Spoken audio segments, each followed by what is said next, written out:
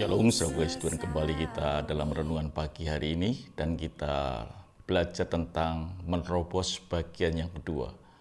Saudaraku yang kasih Tuhan, kita akan belajar pada pagi hari ini bahwa kita mesti bergerak, kita lakukan sesuatu kita untuk bisa menerobos.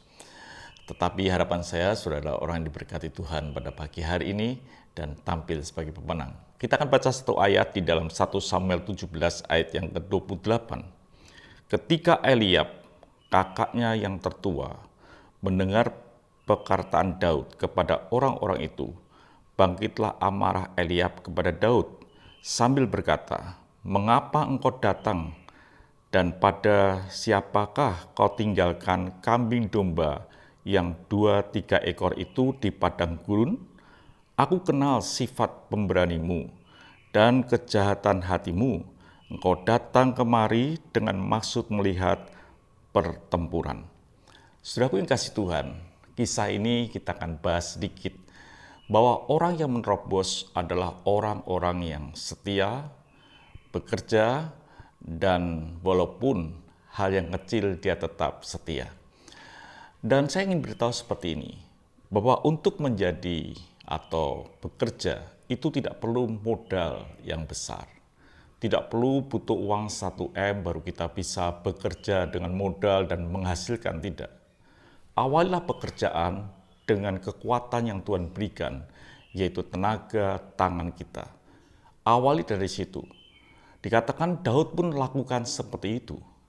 Yang dikerjakan Daud sebelum dia ada di tahta, kerajaan yang begitu luar biasa, dia hanya mengembalakan kambing 2-3 ekor. Jadi tidak banyak, tidak ribuan, hanya 2-3 ekor kambing domba yang dia gembalakan. Diawali dengan perkara yang kecil. Firman Tuhan berkata bahwa barang siapa setia dengan perkara kecil, dia akan diberkati dengan perkara yang besar. Tapi kita tidak boleh menjadi orang yang malas, saudaraku. Kita tidak boleh untuk tampil menjadi orang yang tidak mau bekerja. Amsal 10 ayat yang 4 dikatakan, tangan yang lamban membuat miskin, tetapi tangan orang rajin menjadikan kaya.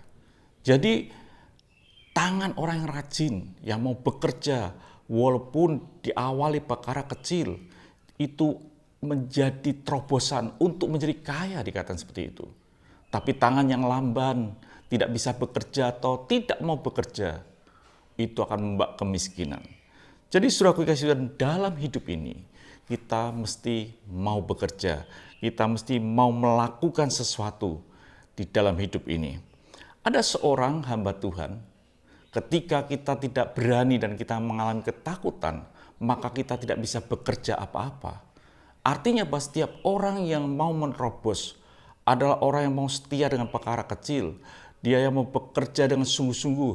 Tapi dia harus dikatakan pemberani, bukan takut. Ada seorang hamba Tuhan yang begitu luar biasa. Tetapi tiba saatnya ketika dia mengalami ketakutan, dia tidak bisa bekerja apa-apa. Dikatakan dalam 1 Raja-Raja 19 ayat yang ke-5. Sesudah itu ia berbaring dan tidur di bawah pohon ara itu. Tetapi tiba-tiba seorang malaikat menyentuh dia serta berkata kepadanya, "Bangun, makanlah." Ini ketika Elia pada waktu itu dia mengalami ketakutan. Dia ingin dibunuh. Tapi dia lari dan dia hanya tidur-tidur saja. Orang yang takut, yang tidak berani menanggung resiko, dia tidak akan berbuat apa-apa. Dia hanya berbaring dan berbaring dan berbaring.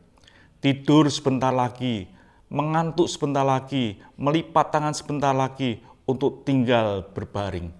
Itu orang yang tidak bisa menerobos.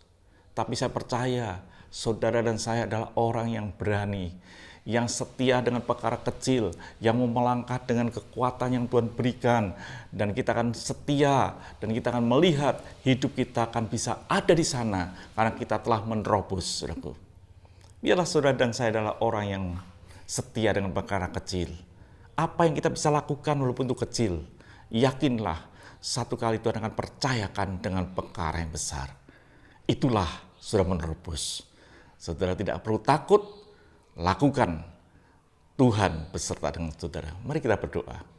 Bapak kami bersyukur biarlah kami adalah orang-orang yang berani, setia dengan perkara kecil, dan kami bisa menerobos karena kami melakukan dengan kekuatan yang Tuhan berikan, yaitu tangan kita, tenaga kita.